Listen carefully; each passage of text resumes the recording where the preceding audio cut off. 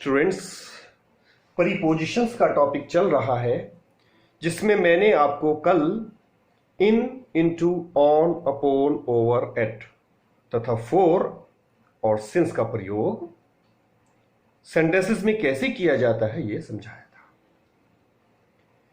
इन सभी प्रीपोजिशंस में क्या डिफरेंस है ये आपको ऑलरेडी बताया जा चुका है। आज हम और प्रीपोजिशंस का यूज सीखेंगे। So let's go. 15 सेंटेंसेस मैंने कल कराए थे। 16 सेंटेंस देखिए। All the students will attend the class Monday. सारे विद्यार्थी कक्षा अटेंड करेंगे। कब से? मंडे से। तो से के लिए स्टूडेंट मैं आपको ऑलरेडी बता चुका हूं फॉर या सिंस का प्रयोग। और ये मंडे जो आपने यूज किया था, इससे पहले आपने ऑन भी लगाया है। मैंने आपको बताया था दिनों या तारीखों से पहले ऑन का प्रयोग करते हैं। तो वो तो तब किया जाएगा जब से ना निकल रहा हो। मैं मंडे में उससे मिलूंगा, यानी मे का अर्थ निकल रहा है तो ऑन लगेगा। तो से के लिए फोर, सिंस ये कल आपको बताए गए थे। लेकिन फोर और सिंस की शर्त यह होती है कि सेंटेंस आपका परफेक्ट कंटिन्यूस टेंस में होना चाहिए, यानी has been, have been, had been, will have been, shall have been का प्रयोग अगर सेंटेंस में हुआ है तभी फोर या सिंस का प्रयोग किया जाएगा। अगर सेंटेंस आपका अन्य किसी टेंस में है तब आपको यहां फोर या सिंस नहीं लगाना, उसके स्थान पर आपको यहां फ्रॉम लगाना है से के अर्थ में। अब इसका क्या मीनिंग है? सारे विद्यार्थी सोमवार से कक्षा अटेंड करेंगे। Is it clear? Perfect continuous tense होना शर्त है फोर या सिंस की। Now come to 17 sentence. We work in office. हम ऑफिस में कार्य करते हैं। इसमें आपको दो ब्लैंक्स दिए गए हैं, यहां भी आपको भरना है और उसके बाद टाइम दिया गया है 10 AM और फिर यहां पे 5 PM। क्या अर्थ निकल रहा है? हम ऑफिस में 10 बजे से 5 बजे तक काम करते हैं। तो से के लिए फ्रॉम और तक के लिए टू का प्रयोग किया जाता है।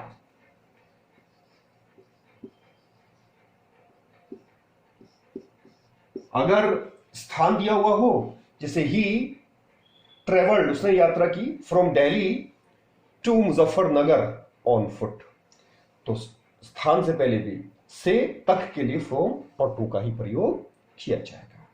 तो फ्रॉम का जो मीनिंग होता है वो से होता है। वो किसी दिन से पहले भी यूज किया जा सकता है, टाइम से पहले भी यूज किया जा सकता है, या किसी स्थान से पहले। जैसे I bought this pen from the market, तो मैंने बाजार से ये पेन खरीदा। तो दिस वॉज अबाउट फ्रॉम। और टू का मतलब तक भी होता है, जो समय के लिए भी हो सकता है और स्थान के लिए भी हो सकता है। और कम और गो के बाद तो टू का प्रयोग किया ही जाता है। जैसे कि 18 सेंटेंस में देखिए, दे आर गोइंग, वे जा रहे हैं स्कूल। नाउ मीन्स अब यहां भले ही कोई साउंड नहीं निकल रही है, न को यहां पे साउंड है न तक निकल रही है, लेकिन हमें यहां पे टू का प्रयोग करना ही होगा क्योंकि आने और जाने के बाद आपको ये प्रीपोजिशन लगानी होती है। वे अब स्कूल जा रहे हैं, तो उसका कोई यहाँ पे अर्थ नहीं निकल रहा है, लेकिन कम और वो के बाद। जबकि रीच, जिसका मतलब होता है पहुंचना, जैसे मैंने बताया था, उसके बाद हम कोई भी प्रीपोजिशन नहीं यूज करेंगे। दे हैव रीच्ड, वे पहुंच चुके हैं स्कूल, यहाँ पे हमें टू लगाने की आवश्यकता नहीं है। तो this was about to. Now 19th में देखिए, प्लीज लिसन, कृपया सुनिए, मी अटेंटिवली, मुझे ध्यानपूर्वक। स्टूडेंट यहां पे भी हमें टू का यूज करना है, और क्यों करना है ये मैं आपको बताता हूं। कुछ प्रीपोजिशंस को कुछ नाउन, एडजेक्टिव या वर्ब ने एडॉप्ट किया हुआ है, अर्थात उन नाउन, एडजेक्टिव या वर्ब के तुरंत बाद कोई पर्टिकुलर प्रकार का प्रीपोजिशन हमेशा यूज किया जाता है। उनमें से ही लिसन एक शब्द है। लिसन के बाद कोई भी टेंस हो, कोई भी सेंटेंस हो, आपको टू लगाना ही होगा। अगर आप कहते हैं मैं म्यूजिक सुन रहा हूं, तो I am listening to music, तो लिसन के बाद लिसनिंग भले ही प्रेजेंट कंटिन्यूस टेंस में है, लेकिन टू लगाना ही होगा। यहां पे ये इंपेरेटिव सेंटेंस है तो भी आपको टू लगा रहे हैं लिसन के बाद। और ऑब्जेक्ट कुछ भी हो सकता है, म्यूजिक हो, मी हो, या किसी का नाम हो, तो लिसन के साथ टू अटैच है। इसी तरह से लिसन के अलावा प्रीफर और प्रीफरेबल, जिसका मतलब होता है ज्यादा महत्व देना। मैं कॉफी को महत्व ज्यादा देता हूं टी, चाय से, तो से का अर्थ निकल रहा है, लेकिन लगाना टू ही है यहां पर, क्योंकि प्रीफर का यूज किया गया है और प्रीफर ने भी टू को अडॉप्ट किया हुआ है, प्रीफर के साथ हमेशा टू। प्रीफर और प्रीफरेबल दोनों जो है वो प्रीफरेबल भी प्रीफर से ही बना है, तो इनके बाद भी टू का यूज करना है। और इनके अतिरिक्त और भी कुछ शब्द हैं, जैसे इनवाइट, जब भी आप किसी को इनवाइट करें तो टू के साथ करें, अर्थात इनवाइट के बाद भी टू का ही यूज किया जाता है। ही इनवाइटेड मी, उसने मुझे आमंत्रित किया टू हिज बर्थडे पार्टी पर। इन द सेम वे जब भी शादी होती है तो वो भी टू के साथ ही होती है, ये वाला टू नहीं, ये वाला टू, अर्थात मैरिज के बाद भी टू का प्रयोग किया जाता है। जैसे ही इज मैरिड, उसकी शादी हो गई टू माई कजन, मेरे कजन के साथ। तो इस तरह से कुछ वर्ड्स को मैं ये लिस्ट आपको दूंगा, जिसमें याद करना है कि किन शब्दों के साथ कौन से प्रीपोजिशंस अटैच हैं, अर्थात उनके बाद उन विशेष प्रकार के प्रीपोजिशन को यूज करना ही होगा। Now let's go some more examples. Came here, वो यहां आया, हिज फादर, अपने पिता के। सेंस क्या निकल रहा है? साथ। तो साथ के लिए विद का प्रयोग किया जाता है। Clear? Now next sentence, I wrote a letter, मैंने एक पत्र लिखा, ए पेन, पेन से। तो से के लिए रूल बताता हूं, अगर सेंटेंस में कोई इंस्ट्रूमेंट यानी यंत्र प्रयोग किया जा रहा है या कोई वेपन यानी हथियार यूज किया जा रहा है, तो उससे पहले भी हमेशा विद का ही प्रयोग किया जाता है और उसकी हिंदी होती है से। मैंने पेन से एक पत्र लिखा। कोई भी अगर यंत्र जैसे नाइफ, चाकू या सोर्ड, तलवार या गन का प्रयोग सेंटेंस में किया जा रहा है, तो उसमें भी आपको विद ही लगाना है। नाउ नेक्स्ट, सेम सेंटेंस है, लेकिन इसमें क्या है, आई राइट, यहां पर दिया गया ब्लैक इंक, मैं काली स्याही से लिखता हूं, तो यहां भी से का अर्थ है, परंतु ब्लैक इंक जो है ये कोई इंस्ट्रूमेंट नहीं है। और वैसे भी ये देखा जाता है कि अगर काउंटेबल नाउन है, यानी जो नाउन गिना जा सकता है, तो उससे पहले विद लगाया जाएगा, और जो अनकाउंटेबल है, ब्लैक इंक जो है, इंक को काउंट नहीं किया जा सकता, उसको गिना नहीं जा सकता, तो इसलिए यहां पर हम विद नहीं लगाएंगे, बल्कि यहां पर इन का प्रयोग करना है। Next sentence, you are taught English, आपको अंग्रेजी पढ़ाई जाती है। स्टूडेंट, ये पैसिव वॉइस है, यू के बाद आर और उसके बाद थर्ड फॉर्म का प्रयोग किया गया है। तो याद कीजिए, पैसिव वॉइस में ऑब्जेक्ट से पहले हमेशा बाय का प्रयोग किया जाता है, तो इसमें लगेगा मेरे द्वारा आपको अंग्रेजी पढ़ाई जाती है। Now I sometimes go to college, मैं कभी कभी कॉलेज जाता हूं। कार, स्टूडेंट कार ये व्हीकल है। जब भी सेंटेंस में कोई भी आवागमन का साधन, जिसमें कार, ट्रेन, बस या अन्य कोई भी यातायात का साधन प्रयोग किया जा रहा है, तो वहां भी बाय का ही प्रयोग किया जाएगा। सेंस निकलेगा से, मैं कार से कभी कभी कॉलेज जाता हूं। Is it clear? अभी आपको बाय पर मैं और सेंटेंसेस बता रहा हूं, wait for that. Sentence number 26, cloth is sold, कपड़ा बेचा जाता है। ये पैसिव वॉइस है, इसके बाद थर्ड फॉर्म, लेकिन इसमें ऑब्जेक्ट नहीं दिया गया है किसके द्वारा, कोई यहां पे ह्यूमन नहीं बताया जा रहा है, कोई व्यक्ति नहीं बताया जा रहा है, बट मीटर लिखा हुआ है। और मीटर जो है ये नाप तोल के लिए यूज होता है। तो नाप तोल के लिए, मेजरमेंट के लिए जो भी वर्ड यूज किया जाए, चाहे वो मीटर हो, चाहे वो लीटर हो, चाहे वो इंच हो, तो उसमें आपको हमेशा बाय का ही यूज करना है।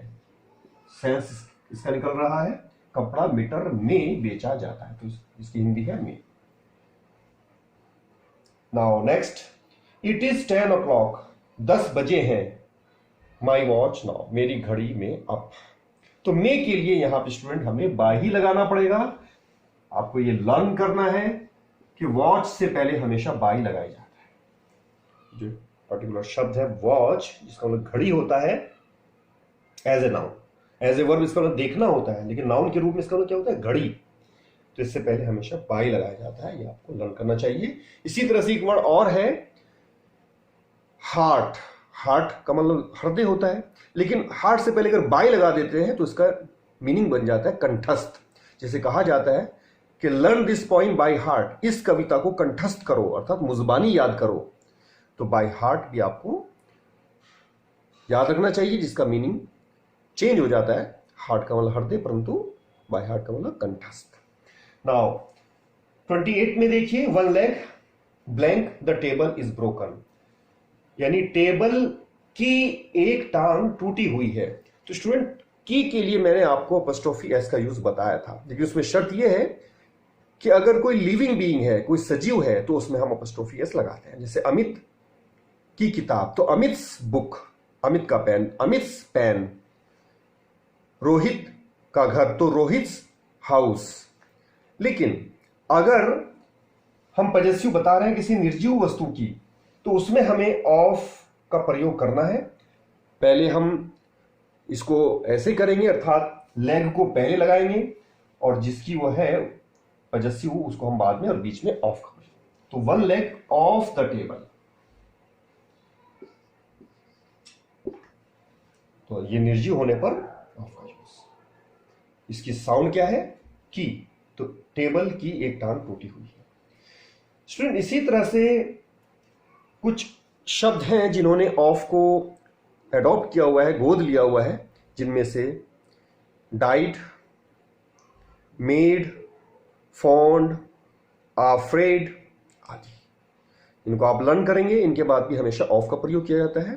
जैसे कि सेंटेंस ये है, ही डाइड ब्लैंक के बाद कोलरा, वह हैजा से मर गया। तो जब भी कोई मरता है तो वो ऑफ के साथ मरता है। ऑफ का मतलब यानी डाइड के बाद हमें ऑफ का ही यूज करना है।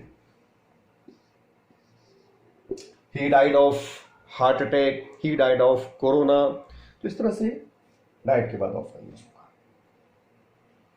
फॉन्ड के बाद I am fond of music, he is afraid of darkness. तो इसके बाद भी ऑफ का use. One more example, the ice cream is made of milk. Ice cream दूध से बनी हुई है। तो से का साउंड यहां पे निकल रहा है, परंतु हमें क्या लगाना है यहां पर? Of. Now last example for today, he jumped, वह कूद गया, द रूफ, छत से। तो इसका क्या मतलब है कि वो छत से कूदकर अलग हो गया। तो अलग होने के अर्थ में हमें ओ डबल एफ ऑफ का यूज करना है। और ओ डबल एफ ऑफ के बारे में आप सिंपली यूज करते हैं स्विच ऑफ करना, यानी बंद करने के अर्थ में भी ओ डबल एफ ऑफ का ही यूज किया जाता है। तो I switched off the fan, मैंने पंखा बंद कर दिया। तो स्टूडेंट यहां तक मैंने आपको सेंटेंसेस पर जो प्रैक्टिस कराई है, इनको आप और ध्यान से सुनिए और इन पर प्रैक्टिस कीजिए। कल मैं इस चैप्टर को कंप्लीट करूंगा और एग्जांपल्स सिखाकर। So that's all for today. All the best.